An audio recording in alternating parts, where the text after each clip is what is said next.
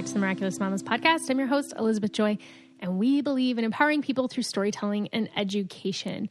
I am excited about today's episode. We talk all about pelvic floor with Wendy Powell. She's the founder of the MUTU System. She's been helping moms for years now, thousands of moms, heal, recover, and to get to know their bodies. I can't believe sometimes how much we don't know about our bodies. It's like, I feel like every stage of my life, I learn something new. Having a baby, I'm like, oh, wait a second. This is what, this is where. And there's just so much that we don't know and that we're not connected to. And it's really important to learn to connect to the different parts of your body, to learn to heal them. And it helps emotionally, physically, mentally, all of that. So it's a great episode today. She's so much fun. She's coming to us from the UK, which was fun. She has a very nice, lovely accent. So make sure you stay tuned for that. If you're listening, make sure that you are subscribed to the podcast. Reach out to me. Let me know what you guys want to hear, who you want to hear from. I do my best to try to get people on that you guys send to me, and to have on topics that you send to me. Sometimes when you send me a topic, it takes a while to find the best person to come on and talk about it. I want to make sure that there's an expert talking about it, somebody who knows the field or the area, the topic, and finding that person can sometimes be a little bit tough. But keep sending me stuff. I love hearing from you. And I love just getting your feedback as well. The messages that you send me are awesome. So thank you for that. So we are in August, and that means that, what is it, August 2nd? Jovi's birthday is September 1st. She's going to be 1. Oh my gosh. The days are long, but the years are short. It does just fly by. I feel like I can't believe she's almost 1. It's wild. Her 2 front teeth finally came in, her upper ones. She's been teething for like 2 months, I feel like, forever. Since her 9-month appointment. Yeah, she's been teething for like 2 months. At her 9-month appointment, the pediatrician was like, oh, her gums are so swollen, her teeth are about ready to pop through. And it wasn't till like the last 10 days, the last 2 weeks, that one came in and then the other one followed.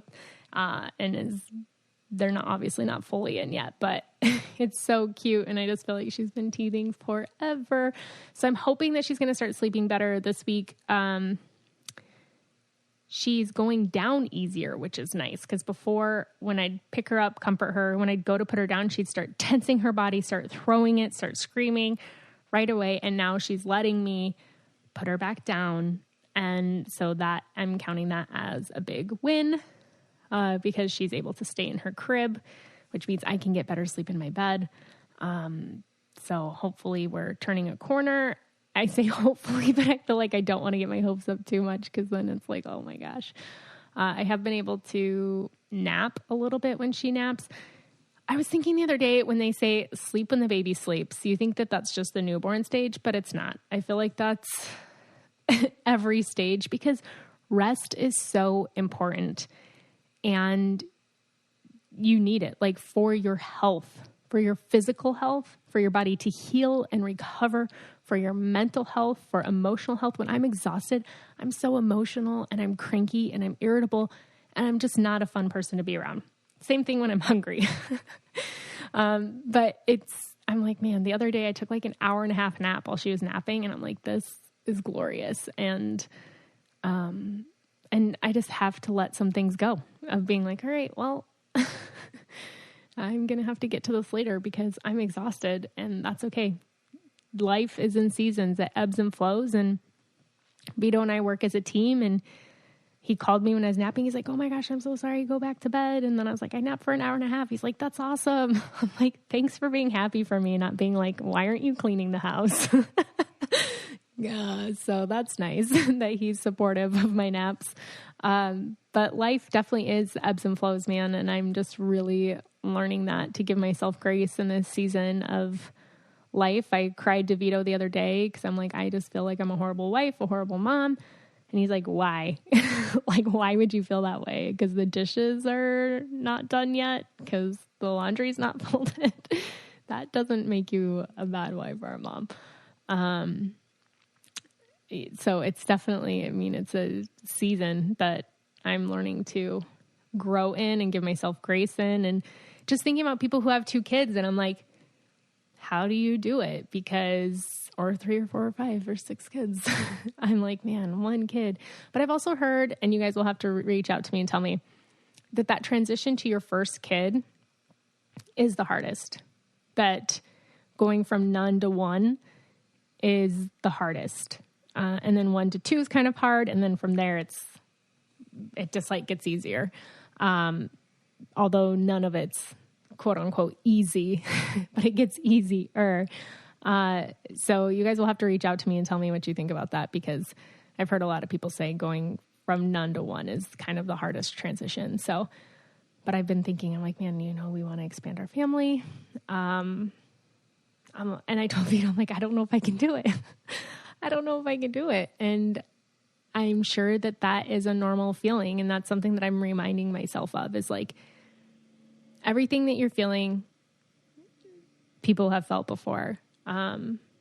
Also, even that feeling of, man, this is really hard. I have it so hard right now. It's like, you're not the only one. Like, other people have it just as hard. Other people have it harder than you. You can get through this. You can do it. It doesn't mean that my feelings aren't valid. But that moms have been doing this for hundreds of thousands of years. So I can do it. And I mean, I do love it. I do love it. She's such an amazing baby. Just the nights are rough, and I'm ready to sleep again. So hopefully that will come. All right. We are going to take a quick break to talk about staying hydrated. It is hot outside, and I know that some days I'm not that great at it, but I found an awesome product that I want to share with you, and that is Sos Hydration. It is a simple, easy solution for hydration. 1 8-ounce bottle gives you the equivalent hydration of 24 ounces. That's 3 times the amount. It comes in a packet or a ready-to-drink bottle, and you can throw it in your gym bag, lunch boxes, your work bag, on the go. Throw it in my doula bag when I'm heading to a birth. But we always talk about hydrating, right? But we need to talk about the value of pre-hydrating, right? Like, not getting to that point where you're like, oh my gosh, I'm so dehydrated. I have to have water right now. Pre-hydration is so important. And the idea of SOS hydration is that if you start your day and pre-hydrate, you're going to be more energized and efficient going forward.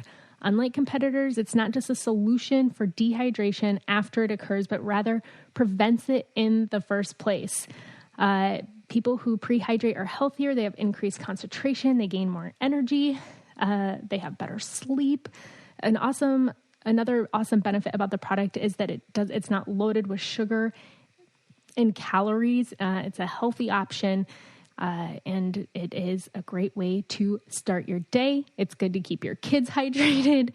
And it's an amazing product that you can find in your local stores, whether it's Walmart, CVS, Whole Foods, or you can go online and get 20% off your first order when you go to soshydration.com. That's 20% off your first order on soshydration.com. Now back to the episode. Again, I'm excited for today's episode with Wendy. We have some really great information for you. If you guys have not done pelvic floor therapy, if you're pregnant, postpartum, at any point in your journey, wanting to try to conceive, definitely check out the program that she's sharing with us today. Because I always recommend everyone to do some form of pelvic floor therapy before having a baby. So I'm excited for her to tell you all about it. Let's dive into the interview. All right, everyone. I am here with Wendy Powell, and she is the founder of the MUTU System. And I'm really excited to talk to her today because I'm going to let her tell you about the system. But it's a system that is medically approved for pregnancy and postpartum recovery, and it has helped thousands and thousands and thousands of women help repair their bodies, get to know their bodies. And I remember being told when I was having kids, a couple times when I sneezed and I peed a little bit, and they're like, oh, just wait till you have kids. You're going to be peeing your pants forever. And I'm like, that just doesn't sound like it's normal or that it's something that everyone has to go through. And I'm so thankful that I found pelvic floor therapy, because that helped me so much with my first pregnancy. So I'm so excited to be here with Wendy today and to talk to her. So thank you so much for coming on the podcast. Thank you for having me, Elizabeth. And she's coming from another country, so there's time differences and all of that. So thank you for making this work. Absolutely. So I'd love for you to tell us, what was your inspiration in finding the MUTU program? Well, to be honest, my inspiration for making MUTU came about from my own birth experiences. I made MUTU because I needed MUTU. And what I needed, I could not find at the time. So my babies are 15 and 13 now. But when I had my first, Ava, she's nearly 16. And when I had her, I was a fit, healthy personal trainer. So I was super fit. And not only was I a certified personal trainer, but I was actually already a specialist in postnatal and prenatal fitness. So I kind of went into those pregnancies and those births really like, hey, I've got this. I know what I'm doing. I've got my pieces of paper, and I had great pregnancies and terrible births, to be honest. Sort of nothing went as planned. I had massive postpartum hemorrhage after both. So there was sort of less than 2 years in between. And as I was recovering from those births, what I discovered really, what I realized, that what I knew, what I'd been taught to teach, what I'd been training my clients with to that point simply wasn't enough. And that I knew that the issues and concerns that my clients had and now I was experiencing, there were similarities. There were definitely themes around what was going on. And yet we just didn't seem to have the tools and the strategies to address them. Fitness, my world, my industry, the fitness world at that time just didn't seem to know. And it was through that recovery, both the physical elements of recovery, but also really importantly, the psychological and mental health recovery from that, because I know I'm not alone or wasn't alone in that feeling kind of broken and like I'd failed, like I hadn't really done what my body was supposed to do, for this intuitive, natural, instinctive process, or what was supposed to be. And I didn't feel it had been that at all. And I felt really quite sort of damaged and broken, both physically and mentally from it. And I just didn't have the tools. And so it was really through my own experience and what I knew already about fitness and physiology. I then went looking elsewhere, Elizabeth, because I was like, fitness doesn't have this. So I studied biomechanics. I talked to sex therapists. I talked to pelvic health physiotherapists and specialists, midwives. Basically, I was like, somebody must know the answers to this stuff. So it was kind of through that knowledge and that new study then that I then developed the program that is today MUTU. So I made what I couldn't find. That was what I did with MUTU.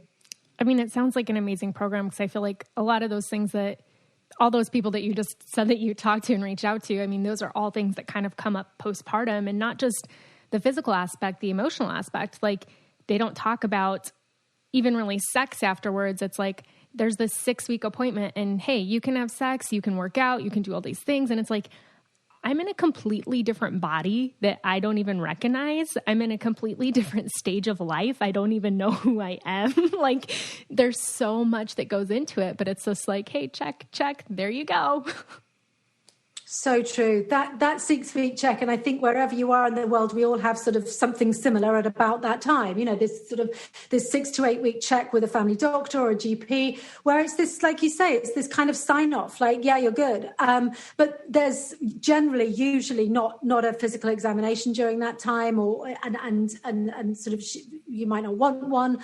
But it does seem to be this sort of sign off to exercise, sign off to have sex. And yet so many of these things, like you say, everything is different, and nobody told me this stuff. Like, I was not expecting this. I mean, we've been running a campaign with MUTU around the line, I wish I knew, because that is something that we hear so often from moms, which is, I wish somebody had told me, or prepared me, because all of those things around the way that our bodies are going to feel and respond, and, there may be pain, there will be tenderness, there will be lack of sensation, there will be discomfort, there will be feelings that you haven't felt before. And when we don't know that that's going to happen, it's really scary. So on top of it being scary and uncomfortable, we've got this sort of added layer of potentially shame or embarrassment around issues that you don't really want to talk about, or that maybe you think shouldn't really be happening. Or you've got the sort of the flip side to that, which is this, as you were told when before you had yours, of like, oh, well, hey, you just wait, that's what'll happen.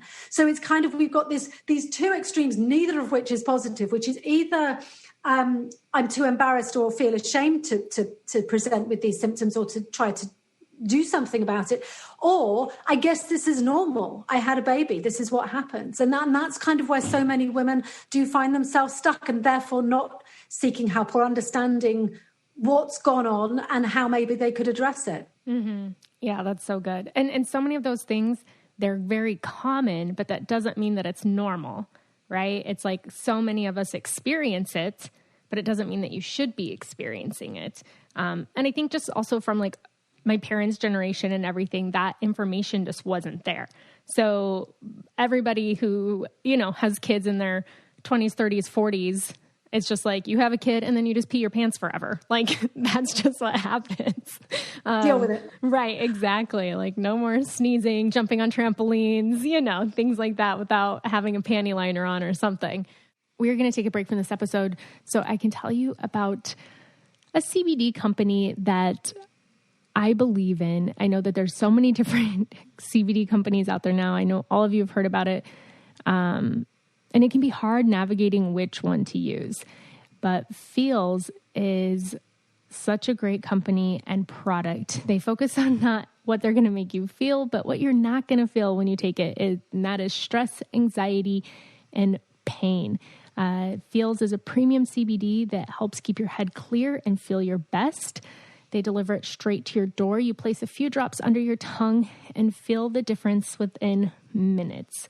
And the thing to remember with CBD is finding the right dose. I know that I've used a lot before, and I'm like, I don't know if I feel anything. I don't know if this is working. But that's because a lot of companies haven't told you how to properly find the right dose for you. Everybody's a little bit different. And that's what I like about Feels is that they offer a hotline to help guide your personal experience so that you can find the perfect dose. And their customer service team is dedicated to making sure that you get the best use. So they want to make sure that you are getting the most of their product because it's an amazing product that can help reduce anxiety, pain, sleeplessness, and they want to make sure that you are getting those benefits and they want to guide you through it. And joining the Feels monthly membership can make your self-care easy. You're going to save money on every order and you can pause or cancel anytime. Start feeling better with Feels. Become a member today by going to feels.com/mamas and you'll get 50% off your first order with free shipping. That's feals.com/mamas to become a member and get 50% automatically taken off your first order with free shipping. That's feels.com/mamas. Now back to the episode. I would love to kind of dive into why is it like so important to kind of address those before pregnancy? I feel like pregnancy is one of those things that, because I work as a birth doula, and how like you were a fitness instructor and even then you were like, wait, I didn't know these things were happening or would happen. And for me as a doula going through having my daughter, there was a lot of things that I was like, I didn't know it would feel like this. Like I've helped people through this. I didn't know it was going to feel like this or be like this. And so I feel like it's cool when you get to experience it because it gives you that different perspective and you get to help people in a different way. But why I feel like pelvic floor therapy and things like that are kind of an afterthought. It's once I have been diagnosed with diastasis recti, once I have prolapse, things like that I'm going to go seek help. But what are things that we can do to start before pregnancy? And how does your program kind of come into play with that?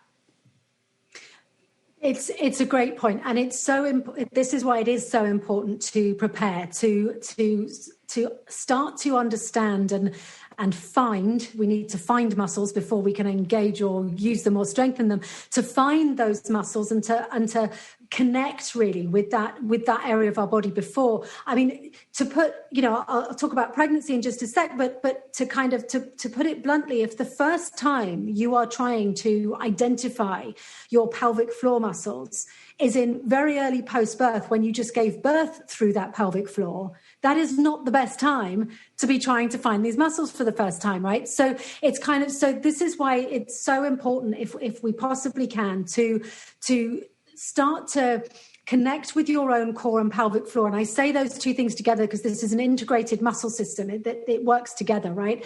So if we can understand how, you see, we're told all the time, do your pelvic floor exercises or engage your core.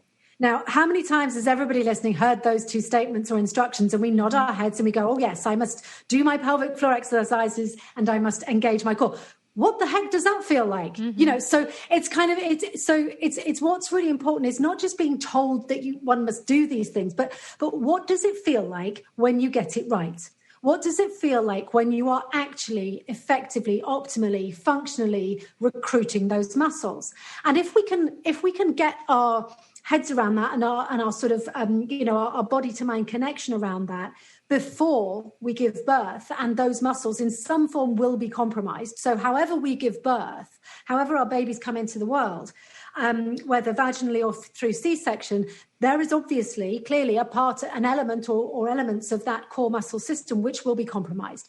They will feel different. They will be stretched, weakened, possibly surgically intervened with. So this is why we need to find those muscles and kind of understand how it feels to engage our core. What does it feel like to do, sort of really quite simple breathing techniques where our diaphragm, our breathing system is integrated with our muscle system and working together and functionally and as it should. Now, if we can go into pregnancy, or certainly late pregnancy at least, and then into birthing and beyond, with that understanding, then that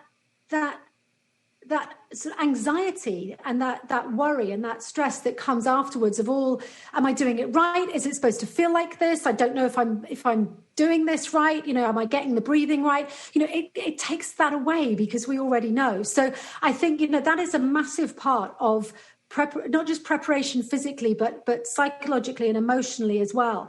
There's, as we've both said, having a baby, certainly for the first time, but every time is, it's like you got hit by a truck, right? Everything's different. Everything feels different. And so the more that we can go, okay, well, this is going to happen. It's going to feel like this. This is going to take a while. This is going to feel tender. This is, you said there as well, Elizabeth, about it being common and the difference between that and it being normal. And I think that's so important, but because moms pee themselves when they sneeze, that's sort of this accepted generic thing that we're just supposed to run with, then we think, well, then it must be normal. It must be okay. So we put we use a pad and off we go. And I think there's been a lot of narrative, in fact, often from the companies that make the pads, but there's been a lot of narrative around normalizing leaking, around normalizing wetting yourself. Like, oh, it happened again. Don't worry. Just use one of these. Now, in the interim, while you're recovering, that's one thing. But it's like we're missing this massive piece of the conversation, which is, yes, it's great to validate us and let us know that we're not alone. That piece is important. It's important we talk about stuff that didn't used to be talked about. But there's another stage to it. We can do something about it, and that's just doesn't seem to be sort of in the conversation enough. Yeah, no, I completely agree. All right, we are going to take a quick break. It is summertime in Chicago, which means it's finally warm outside, and we had a little getaway this last weekend, which was really nice. But we're not back to like going on full on vacations. But whenever I play Best Fiends, I feel like I am on a little vacation and I have a little getaway, conquer a few levels and have a bunch of fun with it. Once I start playing Best Fiends, I never want to stop because I get competitive and I have some Facebook friends on there. I like to be further along than they are. I like to collect characters and to upgrade them. I like to beat levels. And like I said, I'm very competitive. I love any form of games. I like to just hop on Best Fiends for a little bit of time each day, have a little getaway, use my brain a little bit, solve some puzzles, beat some levels, and enjoy it. It's such a fun game, and it has been downloaded so many times. It has tons of 5-star reviews, and they're constantly updating it and adding more levels. Each month has a new theme, and you can unlock different side levels that are fun to do. So right now, download the 5-star rated puzzle game Best Fiends free today on the App Store or Google Play. That's friends without the R, Best Fiends. Now back to the episode. When you were talking about the exercises, something came up for me. Kegels, right? When they're like, just do your pelvic floor exercise. And it's like, okay, do your Kegels. And that's been a term that I've heard ever since I was younger. And so you think Kegels, you're just contracting your pelvic floor, right? But there's a huge piece missing in that too, because it's not just about contracting, it's about elongating and relaxing. And that's so important, not just tensing it up. It's, there's so much more that goes into it. So I'd love for you to kind of touch on what's your reaction when people are like, oh, I'm doing my Kegels, I'm fine. Absolutely. What are we told? We're like, how do you do your Kegels? You squeeze like you're trying not to pee, right? That's it. That's what we're told. And it's kind of, that's all we know. And as you say, it's literally 50% of the process, right? Because to contract something is one thing, but we need to be able to release and relax and elongate the muscle as well. Every muscle in our body is the same. And it's kind of, there's the example of if you think about your bicep muscle, if it's contracted, if it's turned on, and now I need that bicep muscle, it's got nowhere to go. And so if we are permanently switched on, and this is a very, very common situation for many women, and it applies to core muscles, abdominals, as well as pelvic floor, which is this unconscious, subconscious, low-lying clenching, low-lying hanging on, contracting the muscles the whole time. So very often when women are dealing with incontinence, whether that's stress incontinence. So by stress incontinence, I mean when the body is under stress. So like a sneeze, a cough, a laugh, a jump.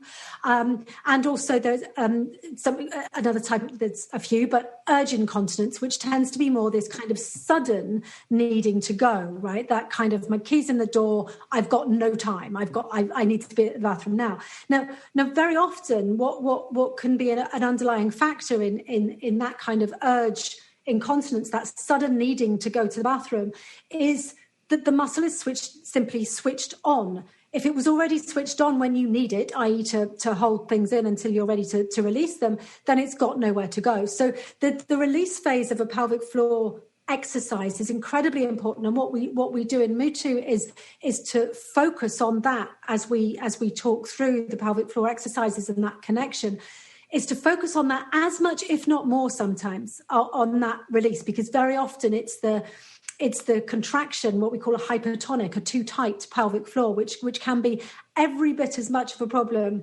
as a too weak one. It's interesting too, in that how knowledge in this area of biomechanics and women's physiology and exercise science has evolved. When I first made MUTU sort of 15 years ago, there was less understanding of that. There was more around, certainly in fitness, all they knew was to clench, all they knew was to squeeze.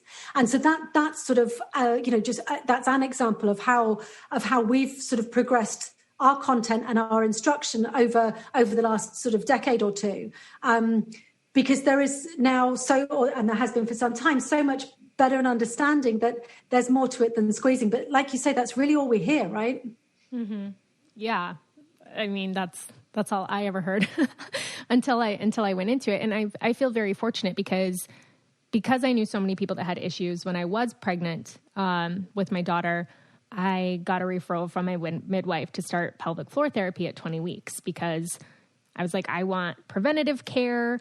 I want to know what I'm doing. Like even just the pushing phase of labor, and then that recovery, because there's so much that you can start before that 6 weeks. It's not like you're working out, but as you mentioned, learning how to breathe and connecting that, just taking some breaths and using your pelvic floor and consciously, engaging your core and pelvic floor postpartum. You can start that before the 6 week mark. And it's not like you're exercising or working out, but I felt, you had mentioned before, like the confidence, and MUTU helps with that, is giving you that confidence of after you give birth, kind of knowing more of what you can do. And I feel like having that knowledge definitely helped me. And it helped me realize when things were off. And I went back to pelvic floor therapy because I'm like, I don't know about this. I should just go back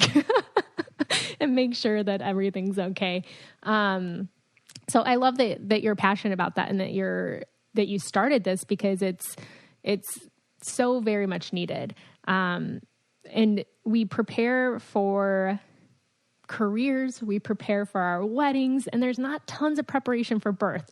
And so as a doula, that drives me crazy sometimes, because I just want you to feel informed and empowered going into your birth, knowing that you have options, even if you're like, I want to go in, get the epidural, have my baby. And it's like, great, but not everything goes as planned.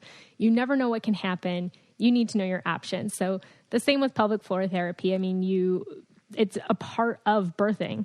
Those are the muscles you use. Or like you were saying, either you have a vaginal birth or a belly birth. And with the cesarean, that's a completely different process. So I'd love to touch on that, because I feel like it's the only major surgery, at least in the United States. It's the most commonly performed surgery.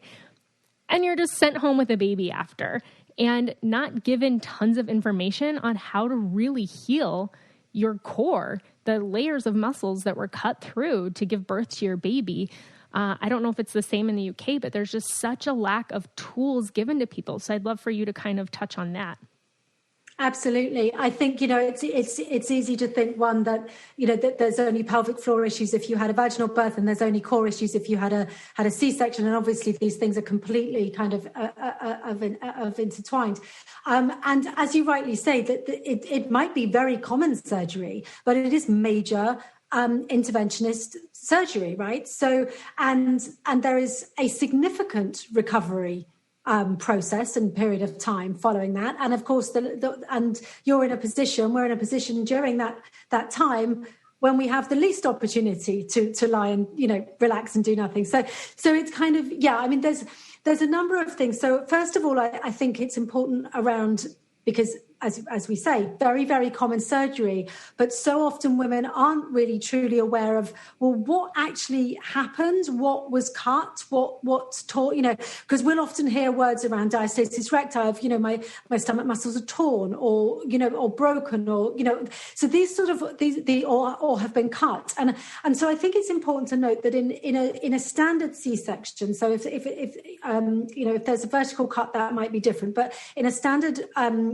cesarean section operation, tissue is cut through various layers. As you say, there are various layers to get to the baby, and then of course those layers are stitched back up again. But on the whole, we're not slicing through layers and layers of muscles. Things are parted to make room, right? But what there has been is, of course, trauma, severe trauma, physical trauma to the body, and those all of that results in a large amount of scar tissue, of course, as we heal. So that's how our bodies naturally heal, with a lot of scar tissue. Now, scar tissue, what that means for us is, one, it takes time.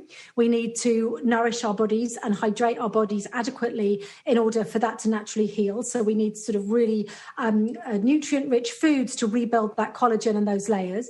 And what we also need to do is to what I call reconnect. It's kind of, tissue is cut through for sure, but what is also broken in that sense is nerve pathways, connections. It's kind of, so very common feelings post C-section around that site will be a numbness. There, in early stages, there's going to be tenderness, tingling, lack of sensation, but also this numbness, this lack of feeling can go on for some time.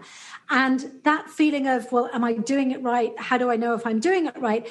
if you try to do your sort of, even if you did it before, sort of core exercise, abdominal contraction, trying to identify and recruit your transverse abdominis, your deep core muscles, you're not going to feel it in those early days. You know, you can't feel what's going on. So this is where that connection, I think, is so, so important, to reconnect with the breathing, as we were saying, because what we tend to do, and I think what our exercise culture, if you like, encourages us to do, is to think of ourselves as a sum of parts. You know, it's kind of, I must do my Kegels. That's my pelvic floor exercise. I must go to Pilates class because that's my core exercise. Now I need to do resistance. Now I need to do cardio. Now I need to do HIIT, whatever. You know, we kind of break it all up as if these are all completely different things. And actually, of course, our bodies are an integrated system. So it's, for all of those types of exercise, core and pelvic floor is an integrated muscle system that we just kind of, you haven't lost it. Nothing's broken. Nothing's beyond repair. It can all come back, those sensations, those connections, and then that recovery, and then that strengthening. What tends to happen is, too often, and very often this is led by whether it's social media or sort of just expectations around women and their bodies and recovery, is that there is this assumption that we must jump from recovering from, in the case of C-section, major surgery, that we kind of just recover so that it's basically better and healed. And then we jump to that exercise. We jump to that sort of hardcore, you know, sort of abdominal exercise because we want our tummy back, or whatever it is that the goal might be. But if you're not connected to your core muscles, if you're not connected to your body in that way, you can plank and crunch and to the end of the earth. It's not going to work because you're not connected. And that's kind of why, you know, we think it's so important at MUTU to rebuild those foundations. That's what they are. They're foundations. You can't strengthen muscles that your body has kind of stopped talking to.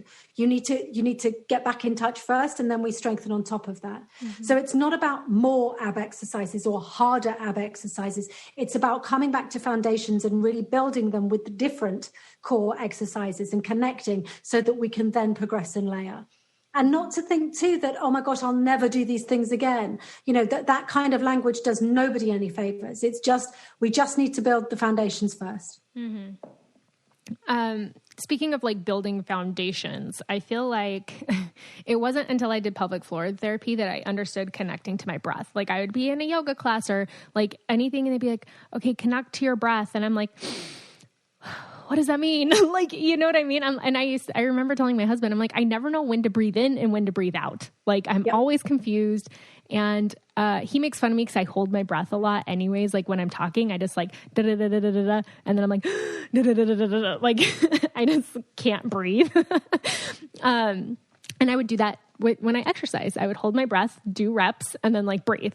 And it wasn't until I did pelvic floor therapy that I understood, because so much of it was connecting to your breathing. How am I supposed to expand my pelvic floor if I don't know how to breathe into it? So that really helped me. And that's like a foundation for working out. And I didn't learn that till I was 30. How old am I? Till I was 33. So that was super interesting to me, because I'm like, man, they need to like start at the basics for people working out. And I've worked out with personal trainers before. Mm-hmm. And I feel like they would probably remind me, make sure you're breathing. And I'm like, okay, but I didn't know when. Like, you know, I'm like, am I supposed to breathe in or out at this time? I don't know. So I feel like those foundations are things that we're just not taught. That's so true. And I think, you know, it's a good point you make about connection. Again, you know, that phrase can sort of be a bit like, you know, like the engage your core, do your Kegels. It's like, okay, I'm connected to my breath. What does that mean? You know, and it's kind of, so it's kind of, you know, to explain as well, sort of what I mean is, you know, so, you know, when we go for our pap smear, right? Or we go for an examination or checkup of any description in our pelvic, in our vagina around our pelvis. What happens inevitably or very often is that we will go to the doctor or the consultant, and So what's going on is going on. And we kind of go, okay, this isn't much fun. I'm not loving this, but I've kind of got to be here. So I'm just going to like go to my happy place for a minute, right? And that is so you kind of disconnect a bit. You know, yeah, it's like what's going on down there is not going on for me right now. And that is a perfectly human, natural, healthy, even response to something that just, you know, medical procedure got to be done.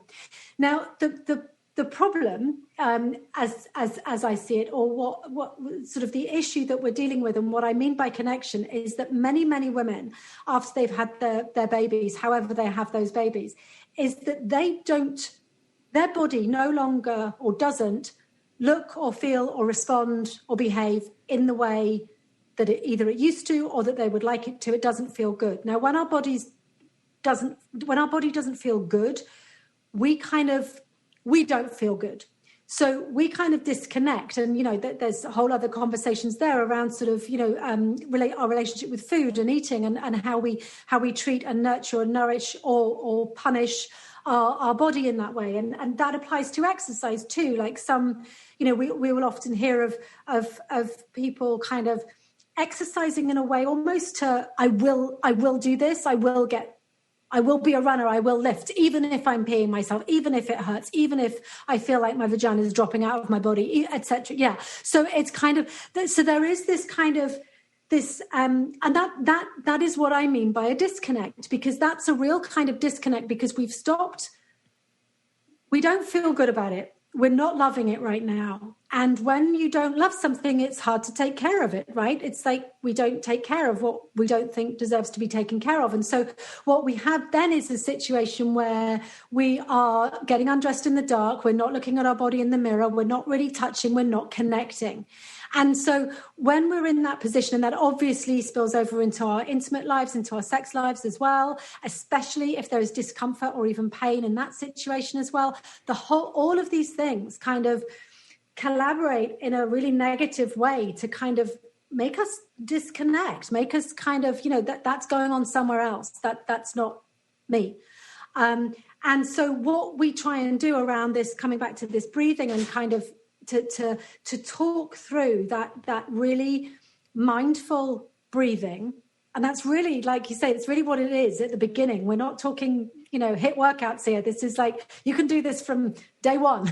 So, you know, but it's kind of just, okay, my breath is coming in. So, and as you were saying there, like to inhale and to relate that inhale to a release and to an expansion of the diaphragm, a relaxing and releasing of the belly and the abdominals, a releasing of the pelvic floor, and then to sort of work through that, the exhale and the gentle engage and recruiting of the muscles. And so it does take a bit to get used to, and everybody's like, oh, am I breathing right? And maybe if you've done, lots of things. It might be a certain type of yoga you've done where the breathing feels like it's upside down or the wrong way around, or, you know, so it can take some getting used to, but that really is what we're teaching when we talk about connection and foundations, which is kind of getting back in touch with, and you know, you might not feel that you love your body right away. You know, to that phrase again doesn't necessarily connect with an awful lot of people, but that's okay. You know, but it's kind of to keep intentionally doing that breathing work and working towards that feeling where everything is connected again, and that's where we can recover and strengthen from. Mm-hmm. So I'd like to talk about painful sex, specifically postpartum, because I know it can occur at any phase in life. But I feel like the painful sex postpartum, there's like a normal discomfort, getting used to it, getting back into it. But then there's like, okay, something's off and I need to get help. Because I know for me, it definitely did take some time. I think for it not to be a little like not comfortable for a while. And I want to say by like the 12-week mark for me, it was back to normal. But I know everybody's different. So when is there like a time where it's like, okay, this isn't just normal discomfort? I don't even want to say normal because it's not normal. It's common to have that discomfort postpartum, getting used to having sex again. versus like, okay, there's something going on? I think that the 6-week check we talked about has a lot to answer for, doesn't it? Because by having that check at that time, as if this is this kind of line in the sand boundary that, okay, you're 6 weeks in, babe, we're good to go, and it's kind of, and so I think firstly what's important to say is that the 6-week mark is not some magic number at which time we may be ready to, comfortable with, or have any inclination to be starting to be having sex again. So it's kind of, first of all, that is not a line in the sand, that is not a definitive number, and that it's going to be different for everyone. And I think that the easy answer to the question of when do I seek help is if it hurts, seek help. Mm-hmm. Okay, so sex should not hurt. You should not be having any kind of intimacy where there is pain. And if there is pain, clearly communicate and stop. But that is the point at which right away, make an appointment, get a consultation with the pelvic physiotherapist or physical therapist, because it shouldn't hurt. Simple as that. Now it's kind of, and the other side to that is to think about all of those other factors, because as you said, there are lots of reasons for painful sex. So I'm certainly not going to say sex will hurt postpartum because X. Yeah. There are lots of things that could be at play. And this is why I strongly suggest that if you're dealing with painful sex, that you consult with a physical therapist who specializes in that area. However, one of the areas that we know from clinical trials that we've done with postpartum women with a hospital, 100 women went through MUTU System last year during lockdown, actually, who had been working with pelvic health physios and were unable to get to their outpatient appointments, obviously, during lockdown. So we worked with a hospital in the UK here where they kind of literally gave us 100 of their patients and said, these are women that we're seeing for these issues, and can you get them MUTU instead? So that was what we did, and we ran detailed survey alongside this whole process.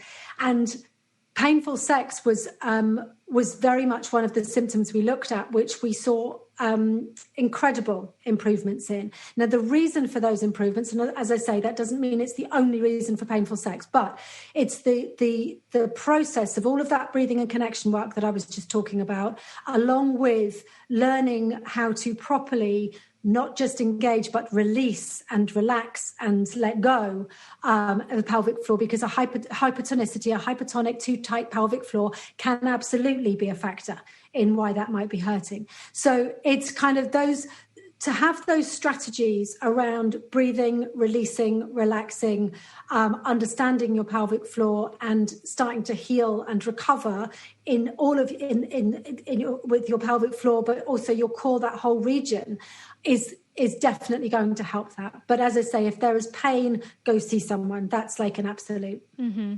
So one part of the body that a lot of people don't connect with pelvic floor therapy is back pain.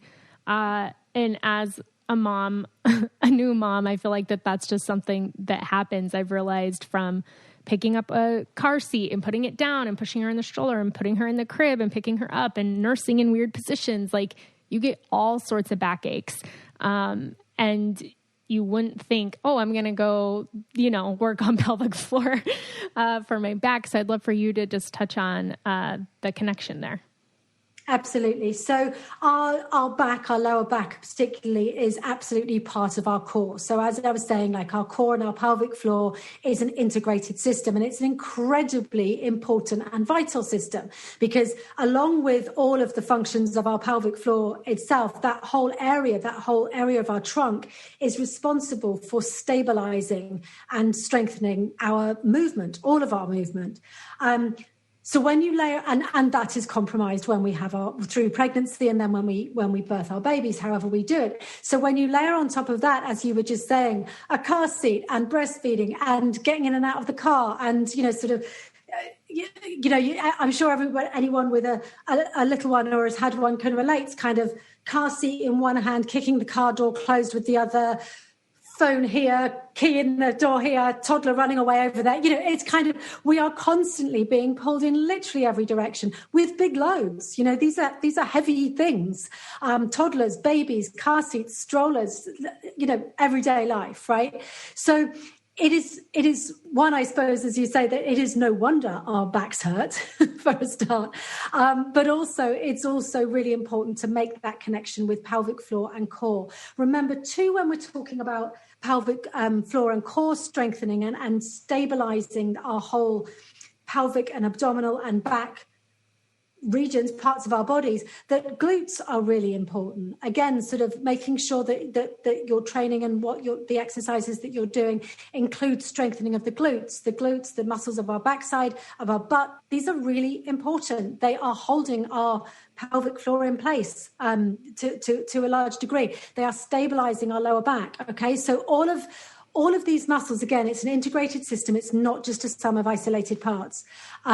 So it's back pain does certainly feel, when you look at what we do, it feels like a very inevitable part of motherhood. However, it's something that, it can be debilitating, absolutely debilitating, and, really affecting our day-to-day life and our comfort. So I would encourage as well to understand not only that foundational core, pelvic floor, glute work we talked about, but when we're lifting and carrying, just trying to remember it's that split second prep, isn't it? To if you're getting something from the floor, whether it's toys or your baby or a toddler, whatever it is to just think about try to squat down, try to take that preparation, inhale and then exhale and engage your core as you stand holding that load. Try to hold that load close to you, not far away from you. So for example, if you're using a baby, if you're wearing your baby or using a carrier of some sort, always try to have that sort of as close to your body as possible. It's kind of, if we can remember back to science class at school, it's physics, it's levers, right? So it's kind of the closer these things, the closer the load is to us, the more stable we are. So the more that we can just try and take that split second when we can to not just kind of lunge or reach for the seat, the child, the whatever it is, but to try to kind of use those strategies around protecting, bracing our core before we lift and before we twist, pull, load. Mm-hmm. Yeah. I'm just thinking about how I have one kid now and we want to expand our family. And I'm like, man, I have aches and pains now with one kid. What am I thinking? I know. I'm like, oh my gosh, like I'm going to have to, these are exercises that you have to incorporate throughout your entire motherhood journey because it doesn't stop. I feel like. Yeah. The kids just get bigger and they just still need picking up, right? Right. And in the long run too, it's helping you stay healthy and active and, people have bad backs all the time or they have the pelvic floor issues. So helping those things stay strengthened. Your core helps out with a lot of different issues. So helping those things stay strengthened helps keep you lively and able to play with your kids as they grow, and help, so you're not throwing your back out, throwing a ball around in the yard with your kid. But I definitely do get lower back pain. And when it comes, I'm noticing that I'm just not paying attention to how I'm picking things up. And I'm tired, I'm like, I'm tired, but you do.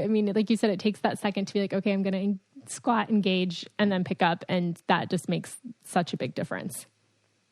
I think that comment you made then about sort of that it's stuff that we always need to do. And that's an important point too, because sometimes we'll sort of hear, or, moms will say to me like, do I have to do this forever? Like, when can I just go back to working out like I used to or whatever? And it's kind of, I compare it to like cleaning our teeth. Like we don't clean our teeth every day for 3 weeks or 12 weeks even. And then we're like, okay, I'm good. My teeth are clean. I'm done, and our core, our pelvic floor is like that. It's like, as we go through life as well, men have pelvic floors too, obviously, but as we go through life with our pelvic floor, with our hormones, with the constantly fluctuating hormonal balance that we have as women, right through. So through pregnancy, through pre-pregnancy, through motherhood, and into perimenopause and beyond. We're always evolving, we're always changing. And it's these looking after our pelvic floor and core is probably more important than cleaning your teeth. It's kind of, it's the thing that we need to be doing right through our lives, because issues like incontinence, whether it be mild or severe, those symptoms might come on soon after having a baby. They might come on months or years after having a baby. They might come on much later because hormones change, our bodies change, right? So it's understanding and having those strategies and that toolbox at your disposal to just integrate those exercises, those movements. I mean, what we do in MUTU takes 12 minutes. It's like 12 minutes to do the core stuff. And I know a lot of our sort of mamas that stay with us for a long period of time, years, and they're like, oh, it's just part of my morning routine. I do, somebody does yoga or they meditate, they might do a bit of MUTU while they do it, or whatever their movement patterns are, their activities, their chosen sort of routines. It's just integrating those techniques, those strategies, and then it's so you can do other stuff, right? And that may be all you do exercise-wise, fine. Or you may be like a super gym bunny or off down to CrossFit, or you might be a runner, whatever you are, whatever it is you're doing and whatever it is you want to do, building that maintenance package, if you like, into your daily routine is going to help. Yeah. Yeah. And like you said, 12 minutes, because I was thinking, I'm like, it doesn't take that much time. And I understand, like, right now I'm in a season of life that's pretty tough. I have an 11-month-old who just does not sleep well at all. And I'm so tired. So sometimes it's like, do I have 12 minutes? Like, I don't know, because I'm so tired. But it is important. I mean, those are the things that I just need to remind myself of is, hey, like right when you put her down for a nap, take 10, 12 minutes, do this, and then do whatever else you need to do, because it is hard in different seasons of life. I was telling my husband the other day, I'm like, I can't wait till she gets on like a schedule where she like wakes up at the same time every day around, so that I can wake up like just a half hour earlier, get my morning started, and just have that little bit of peace in the morning. But since she's sleeping so poorly, I'm not setting my alarm right now, because I'm like, I'm trying to get as much sleep as I can. So thankfully she's a pretty good napper. But I get it. I get that it's hard. I get that we're tired. I get that the seasons of life are really hard. But 10 minutes a day can just make a huge difference. It can. And I hear you. It's exhausting. It is absolutely exhausting. Yeah. Mm-hmm. And it's hard. It's really hard. And I think, we kind of hear these messages. We hear these messages about self-care, and all these things we're supposed to do and take time for. And, we should be meditating and making green smoothies and getting all this sleep and doing all these workouts. And life, it's if you're fitting all that in, great, go for it. Yes. But I think what's so important around any of these conversations is around reserving all judgment. And I don't just mean on other people, that's really important, but on ourselves as well. Like, we are so hard on ourselves. It's as you say, in the situation you're in right now, you're above everything else, you're knackered, you're really tired. And that's hard. And it's hard to do anything when you're really tired. It's hard to have the inclination or the motivation to do anything very much when you're tired. And so I think, but it's also remembering that so much of your day, like your whole life, everything about your life right now is for others, isn't it? It's catering for, caring for, nurturing, nourishing, parenting. And so it is trying to just like, I deserve this, like, not like I really must make time for this, like it's one more thing I've got to do, because you've got enough that you've got to do. It's almost like, no, I'm taking this. Right. Exactly. Well, I just want to thank you so much for coming on today and for sharing all of your expertise and wisdom and your passion behind this. I would love for you to tell people where they can find your program at, where they can sign up, and where they can connect with you at. Absolutely. And thank you for having me, Elizabeth. So we are MUTU System. So that's MUTU. I'm often asked where that comes from. It originally came from mummy tummy. Okay. So you can remember where MUTU. Yeah. So MUTU System. So it's MUTUsystem.com, and we are MUTU System across all social media. So super easy to find. MUTU, Instagram, Facebook, wherever you want to connect with us, you will find us there, MUTUsystem.com. And we have a couple of great downloads, actually, free, obviously, on our website. 10 things you wish your doctor had told you about your postpartum body, 10 things as well that I wish I'd known during pregnancy. So go grab a download, go get some free information. There's a load of free resources on there. So, and connect with us and ask all the questions you like on social media. There is no such thing as TMI at MUTU System. Anything goes. Awesome. Awesome. Thank you so much. And I'll have all of that in the show notes. Again, thank you so much for your time and your energy today. You're most welcome. Thank you, Elizabeth. Bye-bye. Bye. I had such a great time talking to Wendy all about pelvic floor health. I feel like there's so much more we could have dove into. It's so important. And there's so much that your doctor doesn't tell you. And that's where I'm just baffled. It's like, you just had this baby and they're like, they give you this small sheet of paper of what to do. And then especially with the cesarean, it's like the only surgery that doesn't require physical therapy or more than one follow-up appointment. And it's the most commonly done surgery in the United States and doesn't require either of those things, which blows my mind. We just need that better support and information for new parents so that they can take care of their bodies, because you're so busy taking care of a new human. And it's hard to take care of yourself, but knowing that you can do these breathing exercises, knowing that you have some tools to make sure that you are in tune with your body is so, so important. So make sure you check out the MUTU program, or get a referral to a pelvic floor therapist if you found out you're pregnant. Ask your doctor or midwife, or if you're in your pregnancy or postpartum, or if you're done having kids but you feel like things never fully got back to normal down there, definitely check out pelvic floor therapy, and know that common doesn't mean normal. All right. Make sure that you guys are subscribed, join the Facebook group, follow us on Instagram at Miraculous Mamas, and we'll talk to you next week. Love you guys. Bye.